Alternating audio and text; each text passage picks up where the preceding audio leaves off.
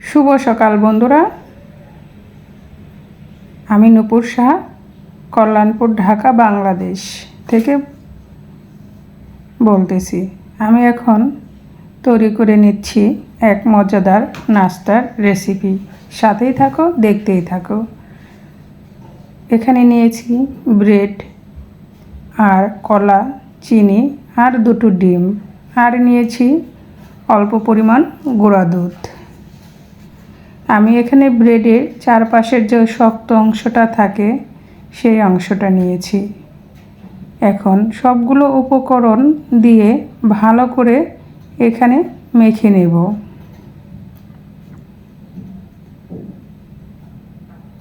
কাছে কিংবা দূরে, দেশ থেকে বিদেশ, যে যেখান থেকে এই মুহূর্তে আমার ভিডিওটি দেখতেছো, সবাইকে নমস্কার ও অনেক অনেক ভালোবাসা।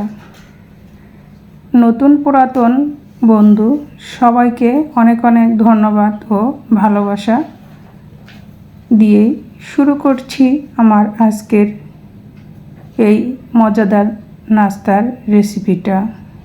আমার সাথেই থাকো আর দেখতেই থাকো।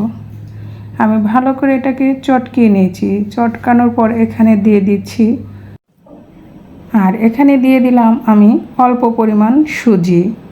এই সুজিটা দেওয়ার পরে এই পিঠাটা আরও একটু শক্ত হবে এবং মজাও হবে। আর দিয়ে দিলাম 2 টেবিল চামচ আটা কিংবা ময়দা, যেটাই থাকে সেটাই দেওয়া যাবে। আমি এখানে 2 টেবিল চামচ ময়দায় দিয়েছি। এখন আবার ভালো করে মেখে এটাকে আধা ঘন্টার জন্য রেস্টে রেখে দিব। খুব সুন্দর করে চটকিয়ে পুরাটাই মেখে নিতে হবে। এই নাস্তার রেসিপিটা এতটাই মজাদার, একবার তৈরি করে না খেলে বুঝবে না। আমরা তো অনেকেই অনেক ধরনের জিনিস দিয়ে বড়া করে খেয়ে থাকি, তবে এটা দিয়ে একবার এই নাস্তার নতুন আইটেমটা একটু বড়া করে খেয়ে দেখবে, খেতে কতটা সুস্বাদু। তবে এটাকে ভালো করে চটকিয়ে মেখে নিতে হবে।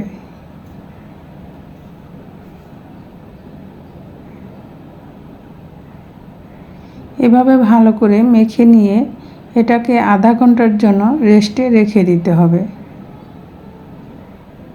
কারণ এখানে সুজি দিয়েছি। একটু রেস্টে রেখে দিলে সুজিটা একটু ভিজে ফুলে যাবে।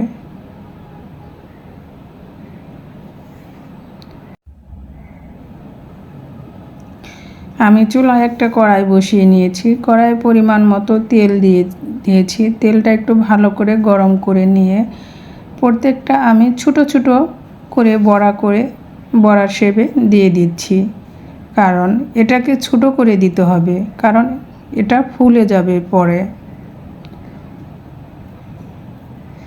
তবে চুলার আঁচটা লো মিডিয়াম আছে রাখতে হবে, তা না হলে ওপর দিকে ভাজা হয়ে যাবে, ভিতর দিকে ভাজা হবে না। এর জন্য চুলার আঁচটা একটু কমিয়ে আস্তে আস্তে এটাকে ভেজে নিতে হবে। খুবই অল্প উপকরণ দিয়ে এই মজাদার বড়া তৈরি করা যায়। লেগেছে এখানে কলা, ব্রেডের শক্ত অংশ, 2টো ডিম, চিনি, গুঁড়া দুধ আর অল্প পরিমাণ সুজি আর 2 টেবিল চামচ আটা দিয়ে আমি বানিয়ে নিয়েছি। যে যতটুকু পরিমাপে বানাবে তার ঠিক ততটুকু পরিমাপে নিয়ে নেবে। এভাবে চুলার আঁচটা কমিয়ে আমি ভেজে নেব। দেখতেই পাচ্ছ এগুলো উপর থেকে ভাজা হয়ে আসতেছে এবং আস্তে আস্তে এগুলো একটু বড় হয়ে যাবে। আমি এখন লেড়ে দিচ্ছি। আমি উল্টে পাল্টে দুপাশে ভালো করে ভেজে নেব।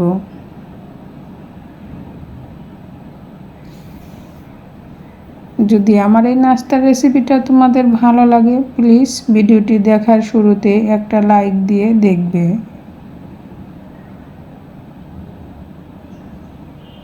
আর ফ্যামিলি ও বন্ধুদের মাঝে শেয়ার করে দিবে। বড়া ভাজা হয়ে গেছে, আমি তেল ঝরিয়ে নামিয়ে নিচ্ছি। আমি আবার তোমাদের ভেজে দেখাচ্ছি। এদিকে আমার ছোটো মামুনি সে খাওয়ার জন্য ব্যস্ত হয়ে গিয়েছে।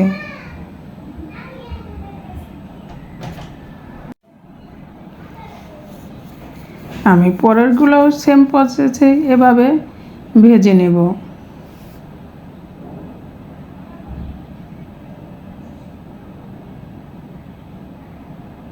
তবে যে কোনো জিনিস তৈরি করার পর কেউ খাওয়ার পর যদি একটু ভালো প্রশংসা করে, সে জিনিসটা খুবই ভালোই লাগে, তৈরি করতেও খুবই আগ্রহ লাগে। তবে আমার হাজব্যান্ড প্রথমে বলেছে, এটা কি বানাচ্ছে শুধু শুধু তেল নষ্ট করে। তারপরে ও যখন একটা খেলো, খাওয়ার পর বলে, না অনেক সুন্দর হয়েছে, মজা হয়েছে।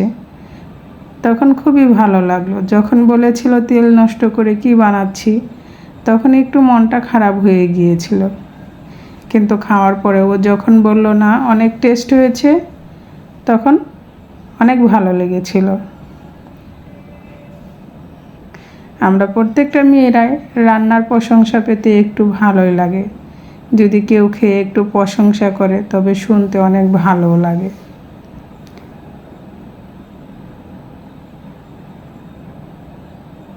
আমি এভাবেই সবগুলো একটু লাল লাল করে ভেজে নেব।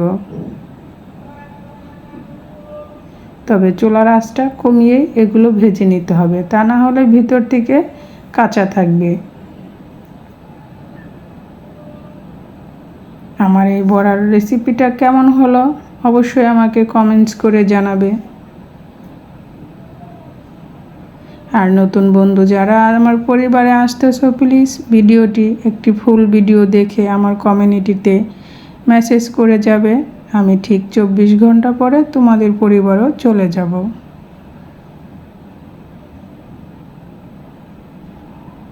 আমি সবগুলো বড়াই এভাবে ভেজে নেব।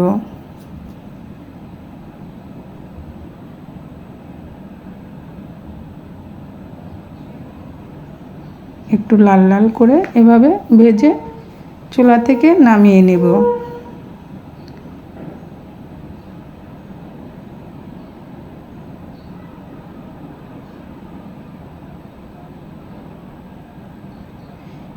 এখন স্ট্রেনার দিয়ে একটা তেল ঝরিয়ে এটাকে নামিয়ে নিচ্ছি।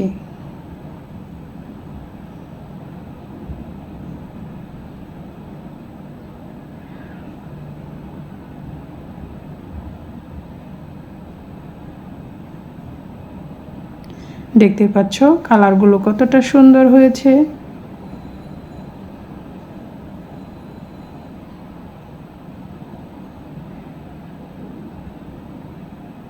ভিতরটা দেখতে পাচ্ছ কতটা সুন্দর। সবাই ভালো থাকবে, সুস্থ থাকবে। আবার দেখা হবে নতুন কোনো ভিডিওতে। আমি আজকের মতোই এখানেই শেষ করছি।